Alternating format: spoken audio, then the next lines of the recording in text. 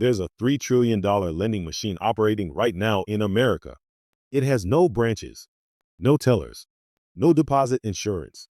And when it starts breaking, the government has no legal obligation to save it. $3 trillion lent out by hedge funds, private equity firms, and asset managers, completely outside the regulated banking system. They call it private credit. Everyone else calls shadow banking. After 2008, regulators cracked down on banks, tighter capital rules, stricter lending standards. So the riskiest borrowers, the ones banks wouldn't touch, needed somewhere else to go. Private credit stepped in, and for a decade, it looked like genius. From $300 billion to $3 trillion in 15 years, private credit became the fastest growing corner of global finance, yielding 10%, sometimes more. Investors couldn't get enough. The problem? A huge chunk of that money went to mid-market software companies, the kind of SaaS businesses that had clean recurring revenue until generative AI started eating their customers alive. Suddenly, the collateral backing these loans wasn't worth what anyone thought. When a borrower can't pay, a private credit fund has a quiet option. Don't call it a default.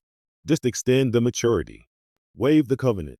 Keep the loan on the books at full value. This is called amend and pretend, and it's how the industry has been hiding stress for months. But retail investors started noticing. They put money into semi-liquid private credit funds, sold to them as safe, high-yielding alternatives to bonds. Then they tried to take it back, all at once. Ares Management, one of the biggest names in private credit, received withdrawal requests for 11.6% of its fund.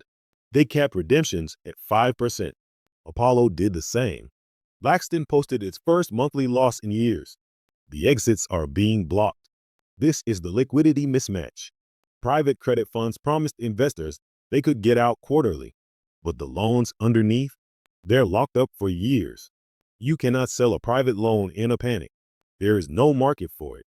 The promise was always a fiction. Here's what makes this different from a bank run. When a traditional bank collapses, the FDIC steps in. The Fed can inject liquidity overnight. Private credit funds have none of that. There is no legal mechanism for a bailout. They are on their own.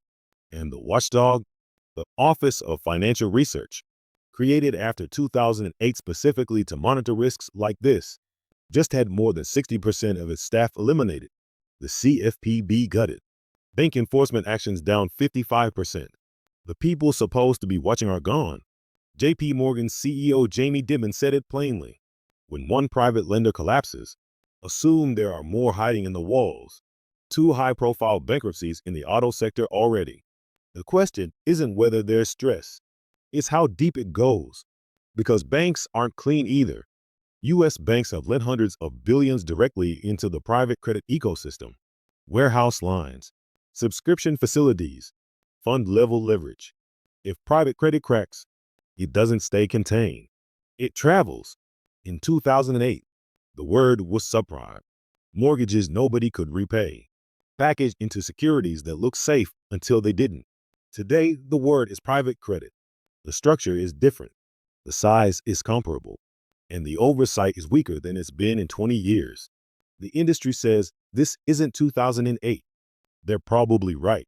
It's unlikely to be an overnight collapse, but a slow freeze, where capital gets trapped in restructurings, lending tightens across the economy, and losses surface gradually over years. That's arguably harder to stop, and much easier to miss until it's too late. That's the question nobody wants to answer. Next video, we go inside the specific instrument that made private credit explode, the Business Development Company, and exactly how retail investors ended up holding the bag on Wall Street's riskiest loans. If this one surprised you, that one will change how you see the whole system. Subscribe so you don't miss it.